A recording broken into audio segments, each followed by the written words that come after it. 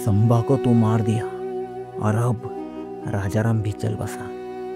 अब तो दख्खन में मेरे मुगलिया सल्तनत का झंडा जरूर लहराएगा, असं त्या औरंग्याच्या मनात साहजिकच आलं असणार।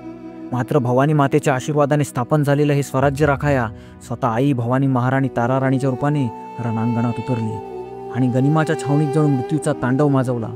या हिंदुस्थानात जेव्हा पुन्हा एकदा सत्याला वाली दिसत नव्हता, तेव्हा पुन्हा महाराणी ताराराणीच्या रूपाने त्या औरंग्यालाच नव्हे तर संपूर्ण जगाला स्त्रीशक्तीचं दर्शन घडवलं। आशिया खंडातील सर्वात मोठ्या साम्राज्याला जेव्हा शिवरायांच्या विचाराने प्रेरित झालेल्या एका स्त्रीने जेव्हा टक्कर दिली, तेव्हा काय घडलं पहा।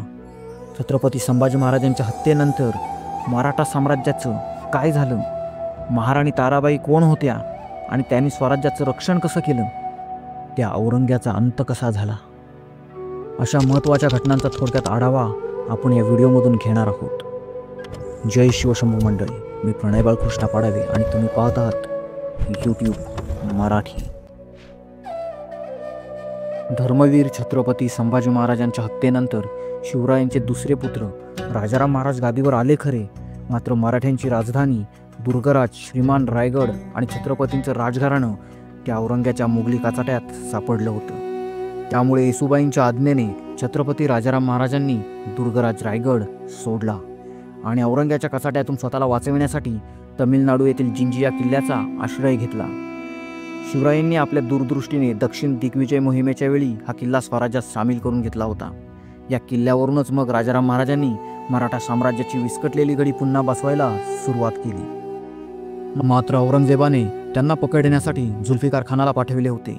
जुल्फिकार खानाने जिंजीला कडक वेढा दिला होता, मात्र तरीही त्या वेढ्यातून राजाराम महाराज शिवरायांच्या कूटनीतीचा अवलंब करून निसटले। धर्मवीर छत्रपती संभाजी महाराजांच्या हत्येनंतर मराठे हार मानतील, स्वराज्य आपल्या स्वाधीन करतील, किंवा जरी असं नाही झालं तरी आपल्या इतक्या मोठ्या फौजफाट्याने मराठ्यांचं हे छोटंसं दख्खन आपण सहज काबीज करू, व त्याला मराठ्यांचं स्वराज्य जणू काय शेवटच्या घटका मोजत आहे असं दिसत होतं। मात्र तरीही त्याला काही करता ते काबीज करता येत नव्हतं। जिद्दी मराठे हार मानायला तयार नव्हते। छत्रपती संभाजी महाराजांच्या हत्येनंतर राजाराम महाराज जिंजीला असताना इकडे महाराष्ट्रात संताजी धनाजी नावाचं वादळ मोगलांवरती फिरत होतं। औरंगजेबाच्या 5 लाखाच्या सैन्याला तुटपुंजी सैन्यानिशी संताजी आणि धनाजींनी नुसते थोपवून नाही धरले, तर अनेक मोठ्या युद्धांमध्ये औरंग्याचे अनेक नामांकित सरदार मारले। या मावळ्यांच्या पराक्रमाचा कळस म्हणजे संभाजी महाराजांच्या मृत्यूनंतर लगेचच संताजी विटोजी धनाजी हे शिखर शिंगणापूर जवळ 5 लाख फौज असलेल्या औरंगजेबाच्या छावणीत घुसले। त्या शत्रू सैन्यात घुसायला फक्त मराठ्यांचं काळीच हवं। हे चिमूटभर मराठे फक्त 5 लाखाच्या छावणीत घुसले नाहीत, तर ज्या तंबूत औरंगजेब झोपायचा त्या तंबूवर संताजी विटोजी धनाजी यांनी थेट आणि भीषण हल्ला चढवला होता। पण त्या औरंगजेबाने आपली झोपायची जागा त्या दिवशी बदलली होती, त्यामुळे औरंगजेबाचा जीव वाचला। मात्र त्याच्या तंबूचा सोन्याचा कळस कापून संताजींनी तो राजारामांना दिला। हा होता औरंग्यासाठी पहिला धक्का। दैव बलवत्तर होतं, पण औरंगजेब त्या दिवशी संताजींच्या हाती सापडला नाही आणि मराठे 5 लाखाच्या फौजेत घुसून जास्तीत जास्त गनिमांना फाडून त्या चक्रव्यूहातून सुखरूप बाहेर पडून नाहीसे झाले।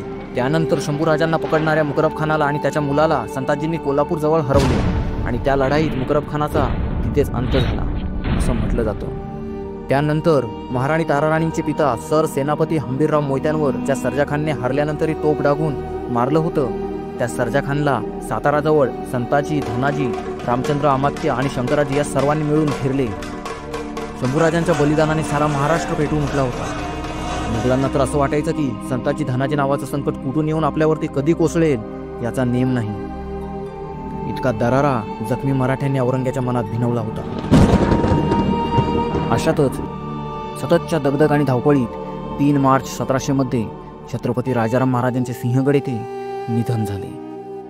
मात्र आता अशी वेळ आली होती की स्वराज्याला कोणी छत्रपती नव्हता, त्यामुळे औरंगजेब पूर्ण ताकदीनिशी मराठ्यांच्या राहिलेल्या छोट्याशा स्वराज्यावर शेवटचा प्रहार म्हणून आक्रमक झाला।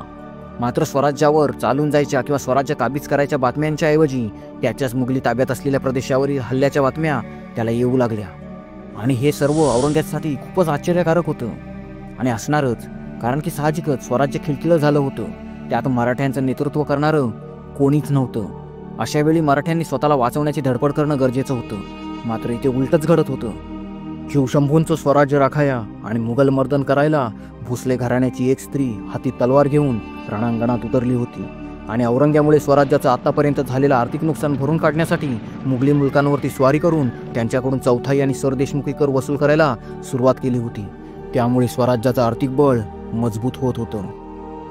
औरंगजेब पुरा बेजार झाला होता. शिवा गेला तर संभा उभा राहतोय, संभाला मारावं तर राजाराम उभा राहतोय आणि आता तर मराठ्यांच्या स्त्रिया हातात तलवार घेऊन रणांगणात उतरत होत्या. काय करावं? एक मराठा मारावं तर त्या जागी 100 मराठे येत आहेत, 10 जणांना मारावं तर हजारो मराठे उभे राहत आहेत. काय करावं तरी काय? औरंग्याला कळून चुकलं होतं की शिवराय आणि शंभूराजे हे देहाने जरी या जगात नसले तरी प्रत्येक मराठ्यांच्या नसानसात दौडत होते. आता पुढील घटना जाणून घेण्यासाठी ही माहिती समजून घेणं अत्यावश्यक आहे. ते म्हणजे मगाशी आम्ही म्हटलं होतं की मराठ्यांना छत्रपती नव्हते, कारण छत्रपती संभाजी महाराजांचे पुत्र शाहू महाराज हे त्यांच्या मातोश्री येसूबाईंसवे औरंग्याच्या कैदेत होते. तर छत्रपती राजाराम महाराजांच्या 3 बायका होत्या, राजसबाई, ताराबाई आणि अंबिकाबाई. तर आता नीट लक्ष द्या, इथेच बऱ्याच जणांचा गोंधळ होतो. ते म्हणजे राजसबाईंना जे पुत्र झाले त्यांचं नाव संभाजी ठेवण्यात आलं, म्हणजेच संभाजी दुसरे. आणि ताराबाईंना जो पुत्र झाला त्याचं नाव शिवाजी ठेवण्यात आलं, म्हणजेच शिवाजी दुसरे. आणि ह्या शिवाजींना पुढे पुत्र झालं म्हणजेच ताराबाईंचा नातू, त्यांचं नाव रामराजे ठेवण्यात आलं, म्हणजेच राजाराम महाराज दुसरे. आता हे नीट लक्षात ठेवा. जेव्हा ताराबाई औरंगजेबाच्या प्रचंड मुघल सैन्याला तोंड देत होत्या तेव्हा त्यांचे वय फक्त 24 ते 25 वर्ष होते. ताराबाईंनी करवीर राज्याची म्हणजेच कोल्हापूरच्या राजगादीची स्थापना केली. 1701 साली ताराबाई यांनी आपला पुत्र शिवाजी यांचा पन्हाळा येथे राज्याभिषेक करून घेतला आणि त्यांच्या वतीने स्वतः कारभार पाहू लागल्या. औरंगजेब एक एक किल्ला हस्तगत करत असताना ताराबाई या रामचंद्रपंत अमात्य, परशुरामपंत प्रतिनिधी, धनाजी जाधव सेनापती यांच्या मदतीने स्वराज्याचं रक्षण करत होत्या. त्यांनी सिंहगड, राजगड, पन्हाळा, पावनगड, वसंतगड, सातारा हे किल्ले पुन्हा औरंगजेबाकडून जिंकून घेतले. इतक्या मोठ्या आशिया खंडावर राज्य करणारा आणि आशिया खंडावरील सर्वात ताकदवर आणि तितकाच क्रूर असणाऱ्या औरंगजेबाने सत्तेत आल्यापासून संपूर्ण हिंदुस्थानावरती आपली इस्लामिक सल्तनत स्थापन व्हावी हे स्वप्न पूर्ण व्हावे म्हणून आयुष्यभर प्रयत्न केले. मात्र त्याच्या या घाणेरड्या स्वप्नांना मराठ्यांनी तिलांजली दिली. औरंग्याची एकूण कारकीर्द जवळपास 50 वर्षाची. त्यातील शेवटची 25 वर्षे तो प्रचंड सैन्यासह दख्खनमध्ये होता. दख्खनेत उतरला तोच स्वराज्य गिळंकृत करायला, पण शिवरायांच्या मावळ्यांनी सर्व शक्तीनिशी त्याला अशी काही टक्कर दिली की मराठ्यांना आपण सहज हरवू अशा भ्रमात असलेल्या औरंग्यास आयुष्यभर मराठ्यांपुढे काहीच करता आलं नाही. फार अपयशाची भळबळती जखम मुराद घेऊनच त्याला डोळे मिटावे लागले. महाराष्ट्रातील अहमदनगरजवळील भिंगार येथे औरंगजेबाचा मृत्यू झाला. शिवाजी महाराजांच्या जन्माच्याही 140 वर्ष आधी स्थापन झालेल्या आदिलशाही आणि कुतुबशाही या बलाढ्य सत्तांना मुघल सैन्याने सहज जिंकले. मात्र स्वराज्य शेवटी अजिंक्यच राहिले. मुघलांच्या अकराळ विक्राळ शक्तीपुढे शिवशंभूंचे हिंदवी स्वराज्य बलाढ्य मुघलांना पूर्णच उरले. शिवछत्रपतींच्या हिंदवी स्वराज्याला मातीत घालायला आलेला औरंगजेब ह्याच महाराष्ट्राच्या मातीत गाडला गेला. मराठ्यांनी औरंगजेबाची आणि मुघल सैन्याची हालत इतकी खराब करून टाकली होती की औरंगजेबाच्या अखेरच्या काही दिवसाचे वर्णन करताना मनूची लिहितो की त्याच्या छावणी इतकी घाणेरडी जागा पृथ्वीवर दुसरी नसेल. दररोज असंख्य माणसे, जनावरे मरून एकच घाण सुटलेली असते. जनावरांप्रमाणे मेलेल्या माणसांना दोरी बांधून ओढत नेतात आणि अंगावर असेल नसेल ते सर्व लुबाडून कोठे खड्डा दिसेल त्यात टाकून देतात. प्रवासी लोकात सर्वात मोठा धाक मराठ्यांचा, असं मनूची लिहितो. जसा औरंग्या मेला तसा मुघल सैन्याने लवकरच इथून दिल्लीकडे पोबारा केला. त्याच्या उरलेल्या 3 मुलांमध्ये सत्तेसाठी युद्ध झाले. इथूनच मुघल सत्तेच्या ऱ्हासाला सुरुवात झाली. मंडळी, इथे एक गोष्ट आवर्जून सांगावीशी वाटते मला, पण ती माहिती खरंच खूप घृणास्पद आहे. ते म्हणजे खुलादाबाद येथे औरंग्याची कबर आहे. तिथे इस्लामिक लोक धार्मिक स्थळ म्हणून जातातच, मात्र आश्चर्य म्हणजे तिथे भेट द्यायला जाणारे हिंदू पर्यटक सुद्धा औरंगजेबाच्या थडग्यासमोर नतमस्तक होत असतात व मुल्ला मौलवींकडून प्रसाद घेतात.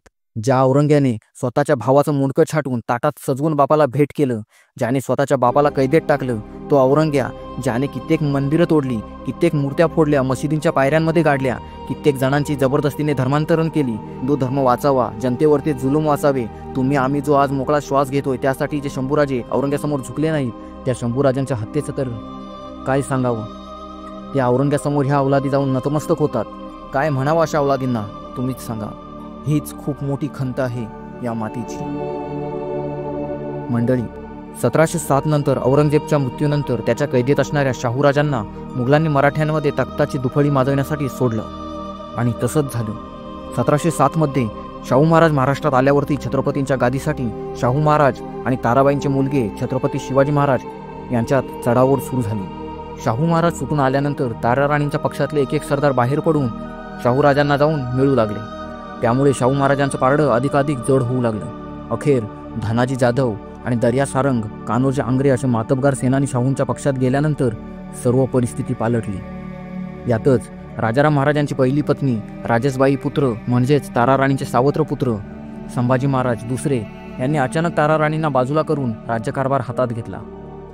महाराणी ताराराणी आणि त्यांचे पुत्र शिवाजीराजे दुसरे यांना पन्हाळ्यावर नजरकैदेत ठेवण्यात आले आणि त्या नजरकैदेतच शिवाजीराजे दुसरे यांचा मृत्यू झाला. त्यानंतर शंभूपुत्र सातारचे शाहू आणि ताराराणींचे सावत्र पुत्र कोल्हापूरचे संभाजी महाराज यांच्यामध्ये सत्तासंघर्ष अनेक वर्षे सुरूच राहिला. अखेरीस 1730 साली शाहू राजांतर्फे श्रीनिवास प्रतिनिधी संभाजीराजांवर चालून गेले. या युद्धामध्ये संभाजीराजांचा पराभव झाला. त्यात गडावर राहणारी ताराराणींसह गडावरील इतरही मंडळी सापडली. मराठी रियासत खंड 3 मध्ये गोविंद सखाराम सरदेसाई म्हणतात, ज्या ताराबाईंनी आजवरती संघर्ष केला त्यांना पुन्हा कोल्हापूरला पाठवायचा विचार शाहू राजांचा होता. मात्र मला खोटे झाले तरी कैदेतच राहावयाचे आहे, त्या अर्थी तुम्हाजवळ राहू असे ताराबाईंनी म्हटल्यामुळे त्यांना साताऱ्यातच ठेवून घेतले. सातारच्या किल्ल्यावरचा राजवाडा दुरुस्त करून त्या तिथे राहिल्या. शेवटी साताऱ्याचे शंभूपुत्र शाहूराजे आणि संभाजीराजे यांच्या 13 एप्रिल 1731 रोजी तह केला.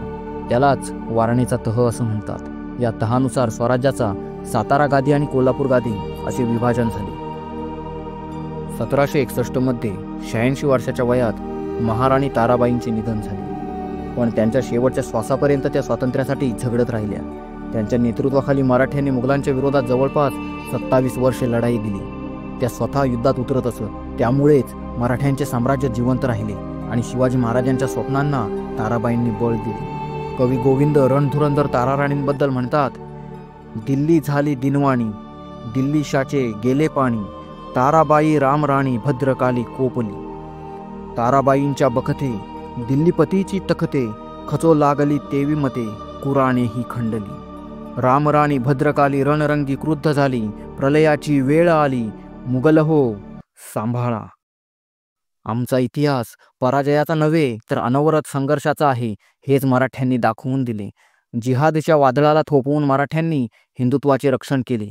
त्या इतिहासाचे स्मरण आमच्या भावी पिढीला निश्चितपणे प्रेरणादायी आहे. जोवर हा इतिहास आमच्या स्मरणात राहील तोवर कितीही औरंगजेब आले तरी त्यांना मातीत घालण्याची उर्मी आमच्यात शिल्लक राहील.